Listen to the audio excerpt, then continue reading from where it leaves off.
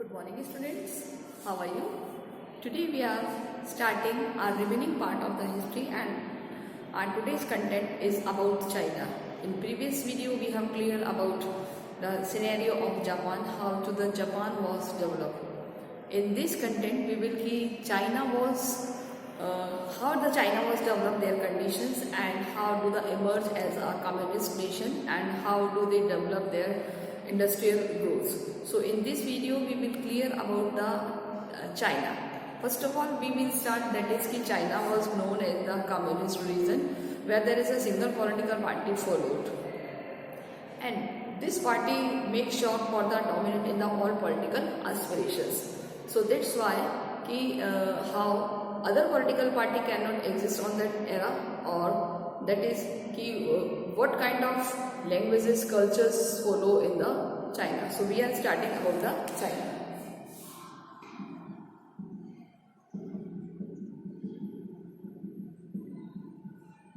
About China. Clear? So China is basically how developed, कैसे China का एक विकास हुआ इसके बारे में बात करते हैं. There is a 3 view of dramatical change in China. तो हमारा क्वेश्चन नंबर ये होगा 3 views about change in China. यानी कि चाइना में क्या रीजन था कि बहुत बड़ा चेंज आया. तो फर्स्ट ऑफ ऑल अगर हम बात करें that is the Kang UI. First, Kang Yuai is the name of person, Yuai, or second or Liang Guoqiu, and Liang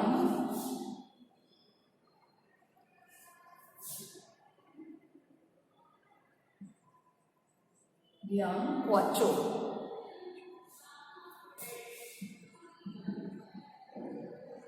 The name of 2 persons. आपको ये याद रखना है. Guoqiu tried to the traditional ideas and new different ways to meet challenges posed by the West. क्या करा है? Tried to use traditional ideas. Tried to use traditional ideas and in new different ways, in new and different ways, यानी कि एक नए तरीके से उनको एक्सेप्ट करना शुरू किया है. किसने? कैंग युआई ने और लियांग गुओqiu ने. एंड जब challenge by the post. Second अगर हम बात करें the Republican revolutionary such as the Sun Yat-sen, the first. एक और क्वेश्चन यहाँ पर अलग से तैयार होगा. Second, the Republican revolution such as Sun Yat-sen, the first president of republic, were inspired by the ideas from Japan and the West. Second, Republican was followed by Sun Yat-sen. Sun Yat-sen ये क्या बने हैं? ये वहाँ के क्या बने हैं? First president of Republic.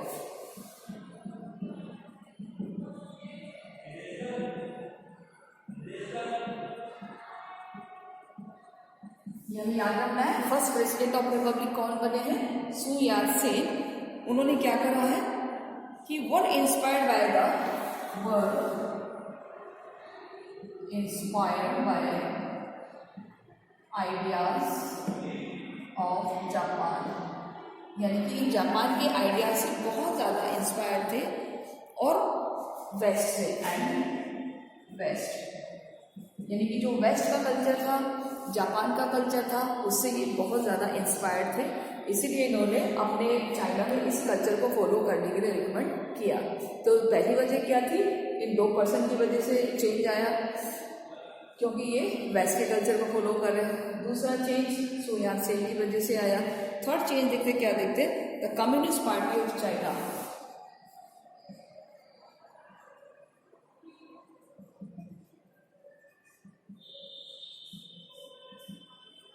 Communist party of China, यानी कि चाइना के जो communist wanted to end the old age inequalities, and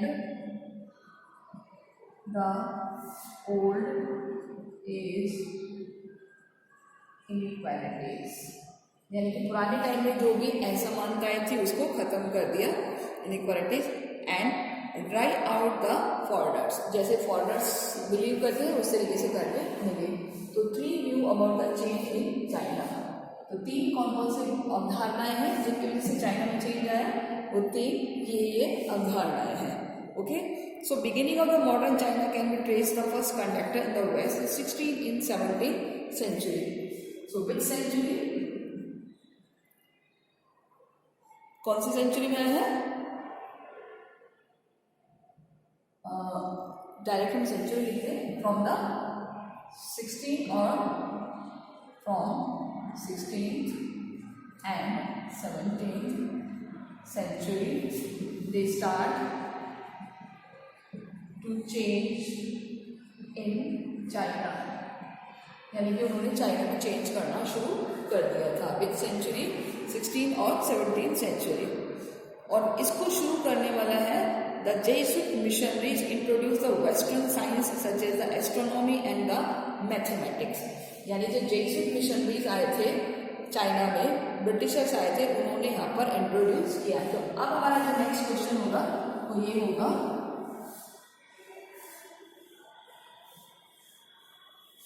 the role of Jesuit missionaries, describe the role of Jesuit missionaries, Jesuit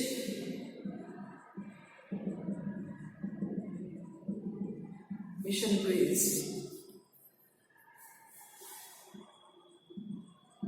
clear? तो उनका क्या role रहा है? सो इनका रोल रहा है कि they introduce western science, they introduced western science, western science इन्होंने इंट्रोड्यूस किया है as a astronomy and such as astronomy and mathematics, यानी कि मैथमेटिक्स और उसको किसने इंट्रोड्यूस किया है? जेसुइट मिशनरीज ने। Limited through the immediate impact was it set in the motion wants to gather momentum in the 19th century when British used to force to expanded lucrative trade with the opium। देखिए, although they introduced, that is कि Jesuit missionaries ने वहाँ पर introduce किया है science के बारे में, जिसकी वजह से एस्ट्रोनॉमी और मैथमेटिक्स में ज़्यादा डेवलप हुआ था। लेकिन एक और चीज़ हुई थी, that is the opium war. तो हमारा जो नेक्स्ट क्वेश्चन बनेगा that is opium war. When did opium war between China and Britain, Britain और चाइना के बीच में जो ओपियम वॉर हुआ है वो कब हुआ है? 1839 से 42। इसको हम कहते हैं first opium war, first opium war. Forced to extend to the lucrative trade opium leading to a first opium war to undermine the ruling Qing dynasty, या इसको शिंग डायनेस्टी भी कहते हैं, and strength demands for the reforms and change। Clear? तो इसका year लिखते हैं 1839 से 1842। क्लियर? और ये किस लिए होता? The ruling Qing dynasty and strength demands for reforms, demands for reforms and change, कि चेंज चाहिए हमें और रिफॉर्म करना है। क्लियर? तो ये आपको ये एक और क्वेश्चन करना है ओपियम वॉर का। Next, quick reform such as the Kang Yuwei and Liang Qichao raise the need to the strengthen of system, initiated policies build by the modern administrative system, a new army and the education system, set up local assemblies. यानी कि अब उनको ये लग रहा है कि हमें अपने सिस्टम को डेवलप करने के लिए कुछ लोकल लेवल पर भी प्रोग्राम्स शुरू करने चाहिए. So they need to protect China from the colonialism. और इस तरीके से चाइना को वो कॉलोनिज्म से दूर रख सकते हैं, यानी कि चाइना किसी भी देश की कॉलोनी नहीं बनेगा. Clear? Now, the negative example colonized countries worked powerfully on the Chinese thinker. The partition Poland in the 18th century was the much discussed example. तो ये एक एग्जाम्पल दिया हुआ है कि पोलैंड को 18th सेंचुरी में किस तरीके से कॉलोनी बनाया था. So it came to be use to war the Poland as the Poland war, यानी कि हमें पोलैंड की तरह अपने आप को कॉलोनी नहीं बनाना. सो Liang क्वेचो who believed that only by the making people aware to China was a nation would they be able to resist the West wrought the India's country, that is destroy the known country, that is East India Company. यानी कि जो Liang किचो है वो ये believe करता था कि जैसे भारत कॉलोनी बन गया है ऐसे हमें किसी देश की कॉलोनी नहीं बनना. इसलिए उन्होंने अपने यहाँ पर वेस्टर्नाइजेशन कल्चर को फॉलो करना शुरू कर दिया. He criticize Indians to be the. अब हम यहाँ पर एक क्वेश्चन प्रिपेयर करते हैं. Write the view of Liang. किसके व्यू लिखने हमें? Liang क्विचाओ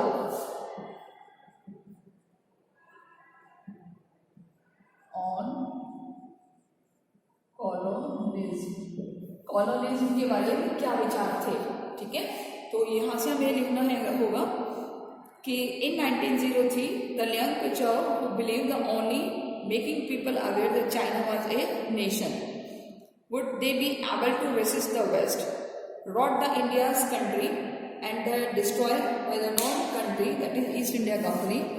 So he criticized Indians for being cruel of their own peoples and subservient by the Britishers. So such arguments carry powerful appeal as an ordinary Chinese could see the British used to Indian soldiers and their wars on China. तो यहाँ तक इसका answer आ जाएगा कि जो Liang क्विचाओ था वो नहीं चाह रहा था कि जैसे भारत ईस्ट इंडिया कंपनी की कॉलोनी बना है, ब्रिटिशर्स ने उसको यूज़ किया है, ब्रिटिशर्स ने उसको वॉर में यूज़ किया है, सेकेंड वर्ल्ड वॉर में, तो कहीं इस तरीके से हमें यूज़ ना करें. फर्स्ट वर्ल्ड वॉर के टाइम. तो इस तरीके से कि अगर हम वेस्ट कल्चर को फॉलो नहीं करेंगे, वेस्टर्नाइजेशन अगर हमारे यहाँ नहीं होगा तो नो डाउट हमें किसी ना किसी तरीके से अपनी कॉलोनी बना लिया जाएगा. So that's why they raise their voice and they oppose the system. Clear? So what kind of system? So Liang Qichao ने कहा कि हमें उस गलती को रिपीट नहीं करना. तो ये हमारा क्वेश्चन यहाँ प्रिपेयर होगा. Now next question. About all many felt the traditional ways of thinking had to be change. एक आइडियोलॉजी आई थी वहाँ पर जिसको कहते हैं कन्फ्यूजिज्म. मतलब वहाँ के एक फिलोसफर है कन्फ्यूशियस. उन कन्फ्यूशियस के नाम से ही कन्फ्यूजिज्म बना है. आपने पॉलिटिकल में भी पढ़ा होगा, एक चाइनीज फिलोसफर है जिनका नाम है कन्फ्यूशियस. कि कौन से चैप्टर में पढ़ा था आपने?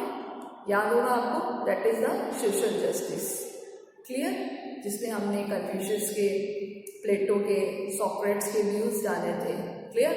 सो दैट्स वही कन्फ्यूशियस है. तो हमें यहाँ पर कन्फ्यूशियस के बारे में लिखना है. Who was Confucius? कौन है ये? Chinese philosopher. चाइना के फिलोसोफर है. और अभी देखिए इन्होंने क्या बताया, आपको ये भी लिखना है. Confucius developed from the teaching to Confucius and his disciples was concerned with the good conduct. क्या है इनकी? Good conduct, practice wisdom and proper social relationship. क्या मैसेज दिया इन्होंने? पहला मैसेज दिया है गुड कंडक्ट, यानी अच्छा आचरण, गुड कंडक्ट. सेकंड इन्होंने क्या बताया है? Practice Practical wisdom.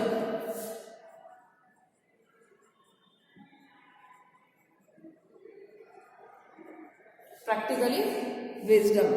And proper social relation. Third, proper social relation. ये 3 टीचिंग दिए हैं. क्या कहते हैं कि अच्छा आचरण होना चाहिए, बुद्धिमानी से किसी चीज को प्रयोग में लाना चाहिए और सभी के बीच एक सोशल रिलेशंस होने चाहिए. ये 3 टीचिंग किसने दिए हैं? कन्फ्यूशियस ने. किसने दिए हैं? कन्फ्यूशियस ने. कौन थे ये? चाइनीज फिलोसफर थे. और इन्हीं की टीचिंग्स को ही कन्फ्यूशियनिज्म कहा जाता है. यानी इसके आगे ISM और लगा दिया तो उसको बन गया कन्फ्यूशियनिज्म. ओके, सो यहाँ पर हमें ये वाला क्वेश्चन करना है कि ओपियम वॉर, लियान क्विचो के व्यूज क्या हैं और कन्फ्यूजन के. इसके अलावा जेसुन मिशनरीज ने क्या दिया है. Next question we will clear about the कि चाइना में कुछ ऐसे स्टेप्स लिए गए थे जिसकी वजह से चाइना में एजुकेशन के लिए प्रति लोगों में और ज़्यादा क्रेज डेवलप हुआ. So we will see in this content.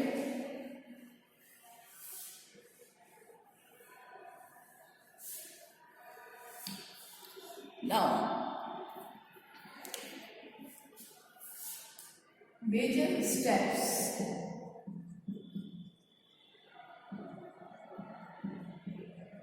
किसके लिए हैं ये major steps taken by the Chinese? Steps for modernity in China. यानी कि चाइना के लोगों ने मॉडर्निटी के लिए कौन कौन से स्टेप्स लिए हैं. सबसे पहला, they train the modern subject. Students were sent to the study in Japan. पहला, they train to people in modern subject. Modern subjects में लोगों को ट्रेन किया गया. स्टूडेंट्स वर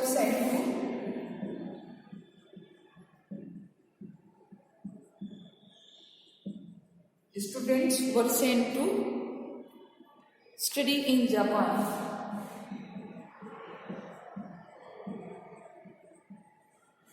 चाइनीज बच्चों को जापान भेजा गया आधुनिक पढ़ने के लिए. Britain and France break new ideas.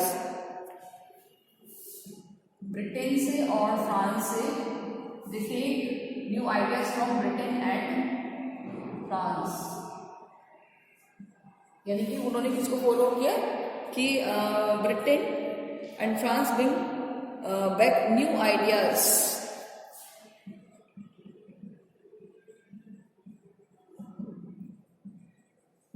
France और ब्रिटेन के जो न्यू आइडियाज है उसको फॉलो किए. Many Chinese students went to Japan in 1890. हम इसके साथ लिख देते हैं इसको 1890s.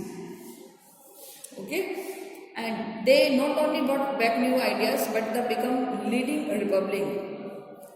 They followed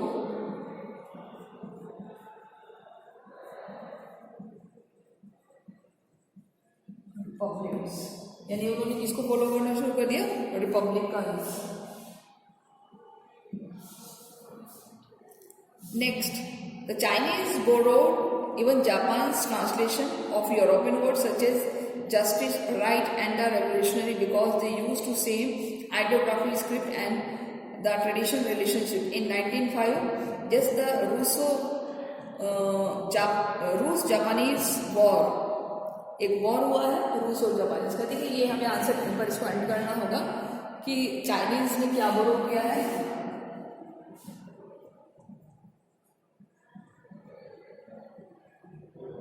new words from Japan. Japan से कुछ नए वर्ड्स बोरो किए हैं.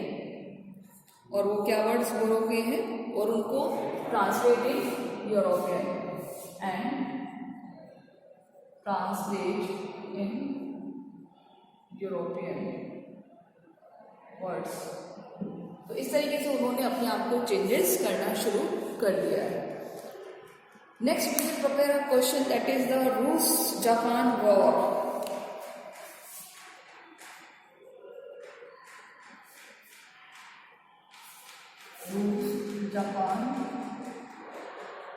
वॉर कौन सी ईयर में हुआ है? 1905 में। अलग से क्वेश्चन बनेगा कि वॉर फाउट चाइनीज लैंड। अब इसकी क्या खास बात है? रूस जापान वॉर 95 में fought on Chinese land, China की जमीन पर ये युद्ध लड़ा गया है, ये इसकी खास बात है। यानी कि a war fought on the Chinese soil and the Chinese territory, China की जो टेरिटरी में ये युद्ध लड़ा गया है जो कि 1905 में, ये आपको याद रखना होगा। Okay, so this is the question. So the centuries old Chinese examination system that gave candidates entry into elite ruling class were abolished। यानी कि जो रूलिंग क्लास एंट्री लेती थी किसी भी एग्जाम में, अब वो एंट्री पर बैन कर दिया गया। So this is the system which is adopted by the China. Clear? For the modernisation. एक अलग से क्वेश्चन ये और है वॉर का, याद कर लीजिए। Now establishing the republic. So यहाँ पर अगर हम बात करें, that is the Manchu empire was the overthrown at the republic established in 1911 under the Sun Yatsen who was the unanimously regarded as the founder of modern China. So modern China का founder किसे माना गया है? Founder of modern China, that is a Sun Yatsen 1911। Clear? He came from a poor family and studied his missionary school where they introduced democracy and Christianity. He studied medicine and was greatly concerned about the fate of China. His program was called Three Principles. Next question हमारे आएंगे, write three principles of सू यात्सेन। सू यात्सेन के 3 principles क्या थे? पहले अगर हम बात करें तो दे वर नेशनलिज्म। पहला प्रिंसिपल क्या था? Nationalism. Mean over throwing the Manchu were seen as the foreign dynasty as well as other foreign imperialists. Democracy, establishing democratic government, and the socialism, regulating the capital or equalizing the land holding. So three were these were the nationalism. पहला था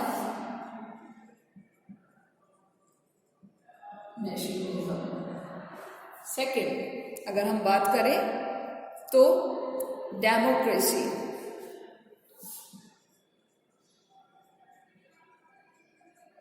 दूसरा word क्या था? Democracy को establish करना चाह रहे थे। And socialism, regulating capitalism. और तीसरा वर्ड था सोशलिज्म। तो ये 3 प्रिंसिपल्स दिए हैं किसने? सू यात्सेन ने। क्लियर?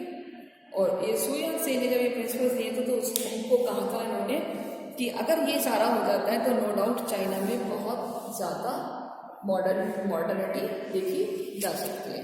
ओके, नेक्स्ट कंटेंट में अगर हम इसकी कुछ पॉलिटिकल पार्टीज का देखेंगे तो अभी आप इतना प्रिपेयर करके चलिए, बाकी का जो भी आपका नेक्स्ट कंटेंट है वो नेक्स्ट वीडियो में हम आपको क्लियर कराएंगे। Okay, so till then take care. सारे क्वेश्चंस को नोट डाउन करके इसको सॉल्व कीजिए नोटबुक में and then try to learn it. Okay, take care students, good bye.